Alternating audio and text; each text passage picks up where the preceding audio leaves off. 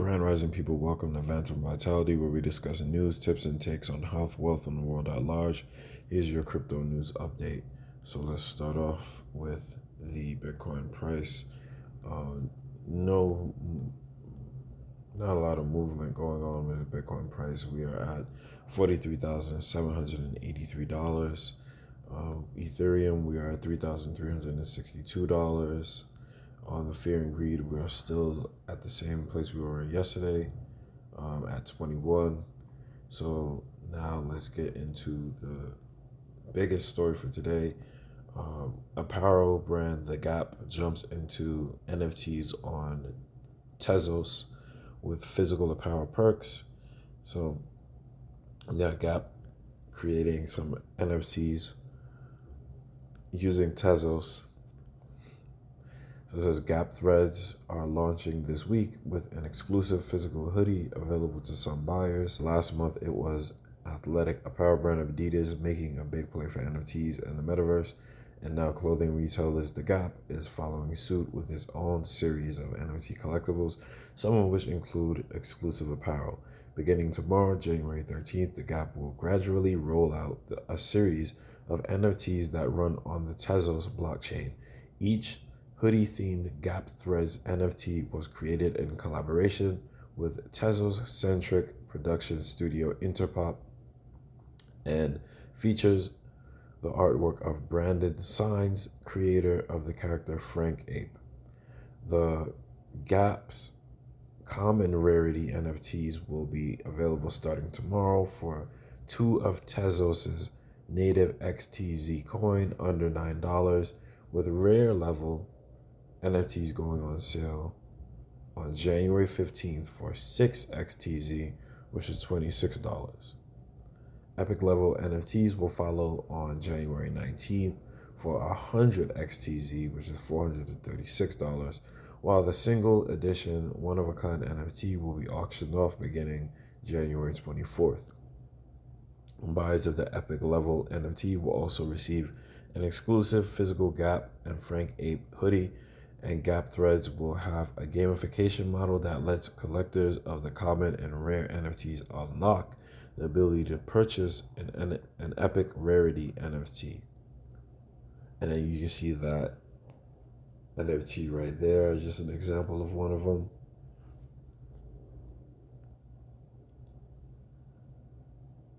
So it's definitely things rolling on. Things are expanding.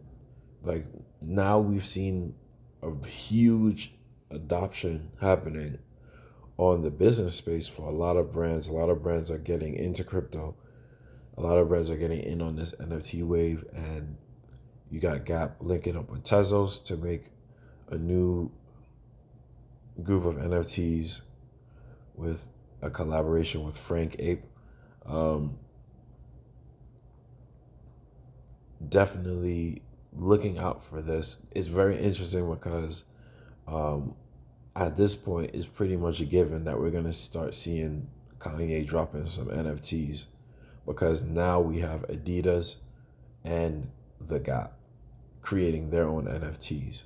So it's only inevitable that he's going to be dropping some NFTs for his, gear that he drops, especially considering that he just announced that The Gap and Balenciaga is going to do a collab with Yeezy. So they're going to do the Yeezy Gap Balenciaga collab. And then, of course, we got, Adidas. So it's interesting to see what's going to happen in the future. I wrote about this in an article a while back, why I think that we're going to be seeing more, Yeezy NFTs. And it would be dope if we could see, like, you would buy a shoe, and as soon as you buy a shoe, you would be able to, maybe get an airdrop of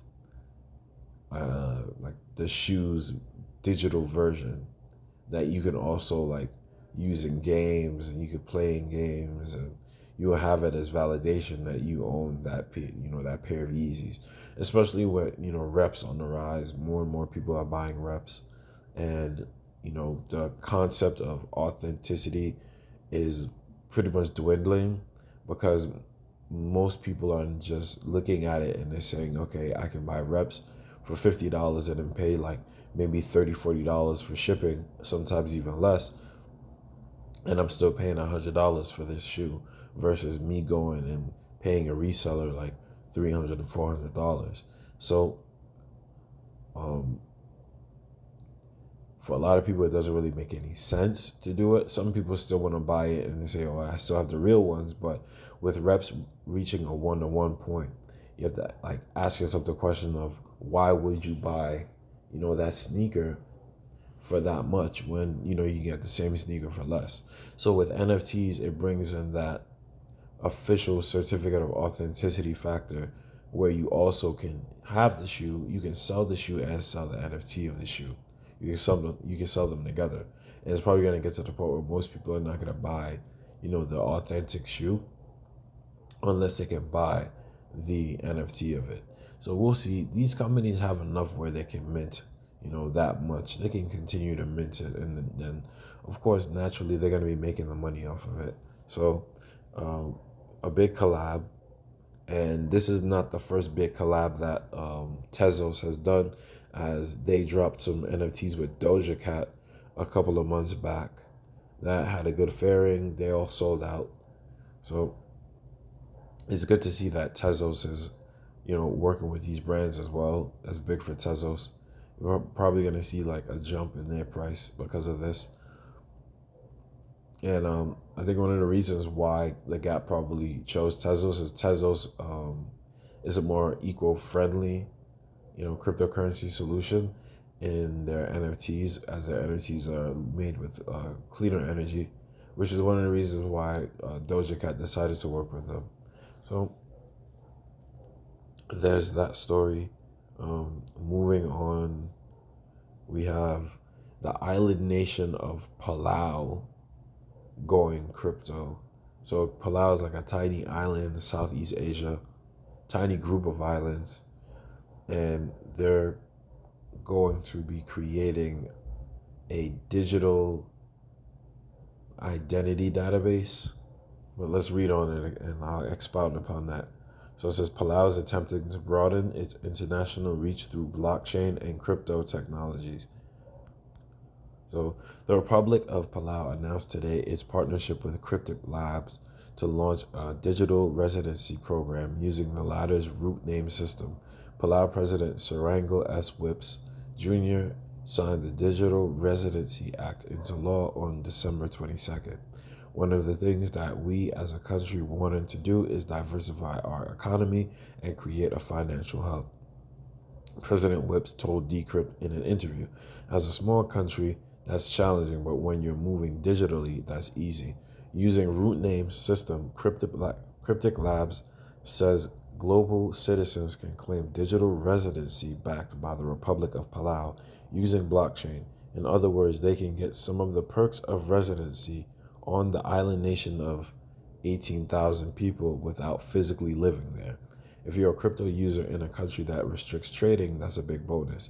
Cryptic Labs, launched in Palo Alto in 2018, says its blockchain-based system allows for secure ID verification and access to Know Your Customer or KYC functions that are necessary to use many platforms.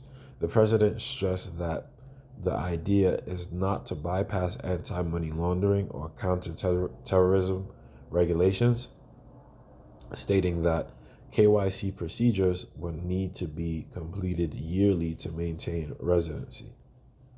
Approved applicants will be issued a physical and digital resident ID card, the latter in the form of a non-fungible token, a blockchain-based deed bestowing rights or privileges to the owner.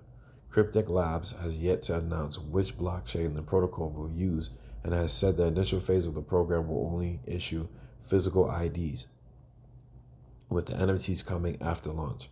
Whips says partnering with Cryptic Labs has helped the people of Palau understand blockchain technology and the potential benefits. Still, he also expressed earlier concerns the island nation had with crypto.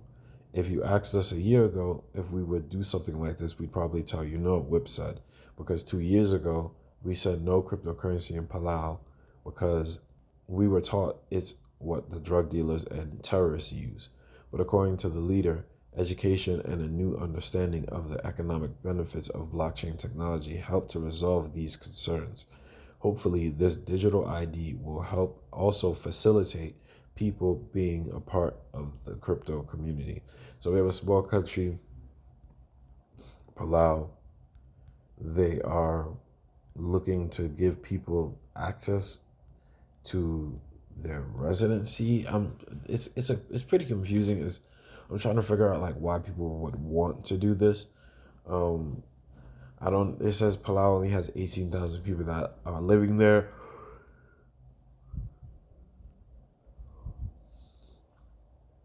And as I looked it up, it apparently seems that it's a tourist attraction where people come and people go for the beach and people go for scuba diving and not much else. So I don't know what other things people would want to do with the residency or the citizenship. But hey, the way I look at it is this might be,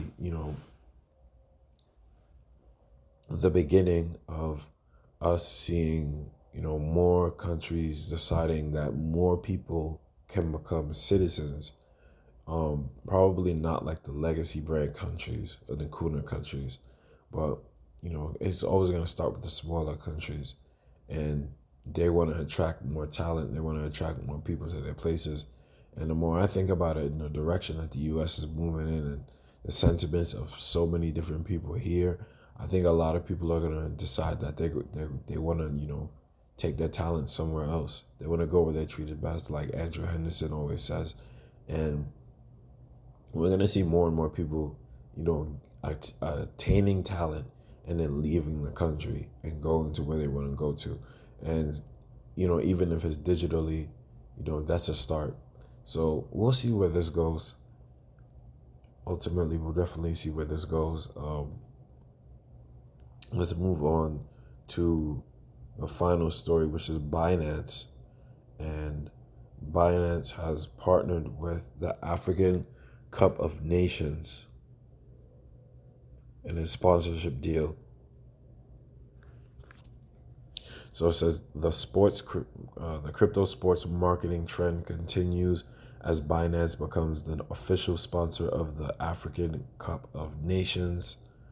So let's read on. Binance has announced a partnership with Confederation of African Football as the official sponsor of the Total Energies Africa Cup of Nations, AFCON, the biggest African soccer tournament in the world. I am delighted to welcome Binance as an official sponsor of the AFCON tournament this year. Through this partnership with CAF, Binance will connect further with its users and the African community through football, said Varan Masengo Omba, CAF's General Secretary. Yihei, Binance CMO, is equally optimistic about the partnership and the role of Africa in leading blockchain development in the future. With the population of 1.2 billion Africans and the prevalence of blockchain technology and its use cases, we believe the African continent could lead the future of the blockchain industry, Yihei said. Emmanuel Babalola, Binance director for Africa, added that football is the most popular sport in Africa and that this corroborates our mission to take crypto mainstream across the continent. The AFCON tournament, which began on January 9th, 2022, sees 24 nations compete for a spot in the final, due to take place on February 6th, 2022. So crypto and sports has been another angle that people are jumping into heavy. Of course, if you've been paying attention, you saw that FTX dropped their, collab with the Miami Heat. So now they did a deal with the Miami Heat, and now the Miami Heat Stadium is now known as the FTX Arena. We have Crypto.com, sponsoring the LA Lakers now. So the Staples Center is now the cryptocurrency.com, the Crypto.com arena. And now we have Binance linking up with the African Cup of Nations. Before we had Chili's as well. Chili's is a project where they linked up with like a lot of the big soccer clubs in, Europe. So I think they linked up with Barcelona first, and then then they linked up with Juventus. So they linked up with a lot of these large soccer clubs over there. So crypto and sports is continuing to be a driving factor and a big support point. Overall, what we're seeing is more partnerships. More of these bigger brands are, jumping in and getting a part of the, this crypto game. Like finally, after seeing, the validation of the Bitcoin price going up to like 69,000, seeing NFTs explode, and like I said before, I really just think it was, the Beeple thing that drove the NFT adoption even more. But in terms of Binance, Binance has been focused on becoming as global of a company as they can, and CZ's out is now officially worth like $96 billion off of his efforts, and it's looking like it's going to continue to go up. It's very interesting to see what's going to be happening with these companies and cryptocurrency. But ultimately, as the reason why I say that is because Binance is still centralized, but if they can establish themselves as a official solution for cryptocurrencies in specific countries, that helps a lot. And sponsorships like this definitely help, and they're definitely looking to probably be one of the official cryptocurrency exchanges in Africa. And like they said before, cryptocurrency and blockchain has a potential to really be a prominent feature, a prominent talent in Africa. Africa is continuing to grow, and now we're seeing like the trinity of tech, agriculture, and the people that's there to really bolster them. So I'm expecting to see within the next like couple of decades, Africa is really going to take a turn for the better, and it's really going to be up there. It's really going to, like, I'm more focused on being a part of that. So I'm doing everything in my power to be a part of that. Ultimately, I'm going to be going over to Africa and, lending my talents in any way, shape, or form that I can towards, seeing Africa grow and seeing African countries grow, and different African countries, like stand out. Because I believe that right now what we're seeing is the fall of the West. The West is falling at a rapid pace. That's why they call them developed nations, and they call these countries in Africa and South America and the Middle East developing nations. So what happens when a nation is already developed, but it's developed with flaws? When it's developed with flaws in terms of infrastructure and corruption and all those things. Now, corruption in a developing nation can always be changed. That can always be, resolved, because it's not etched into the system. But when you look at a place like the United States of America with the lobbying and the kickbacks and the underhand deals and the back alley deals and all these different things that are happening in almost every sector, that corruption is etched within the system. That inequality is etched within the system. So a lot of these developed nations, they're also stubborn, and they're also prideful of the ineptitude of their systems. So it's really looking like they're, falling, and they have no problem with falling. We're seeing turmoil in these places, and it's not to say that we're not seeing turmoil in certain other places like Ethiopia or, Zimbabwe or whatever. But it's different when it's a group of people who have, grown up in turmoil versus people who are just getting hit with it. And people in the West are just getting hit with it, and I don't think they know how to really handle it. So ultimately, you see Binance linking up with the African Cup of Nations, and this allows them to go and speak with all of these different governments in Africa to make deals happen, versus in America, Binance had to not really shut down their service, but they had to make a new app. And I already talked about how bad that app was compared to the other one. And they don't really touch America, like they don't care. And that's another angle that is very, not concerning, but is very telling that these companies, these crypto companies, are avoiding the United States of America because of the regulation. They don't even want to do business over there. So it makes you question how the United States of America would even, maintain leadership in cryptocurrency and in blockchain, even though, we have a lot of different companies in cryptocurrency and blockchain, based in the United States of America. We have so much more based, in other places. We have Nexo based in like Bulgaria. We have, Binance now based in, based in Asia, based in Europe, based in Africa. Well, not based there, but if you get what I'm saying, like they have bases there. Because initially Binance was out of Hong Kong, and then they moved after the whole Hong Kong situation with China. But we have a lot of these companies, like even Crypto.com. Crypto.com is not based in the United States of America at all either. But the fact that you can use Crypto.com in America is pretty good, and it gives them a leg up. What we're probably going to see next is, these companies like Binance and Crypto.com started to, float on the stock market at the same time.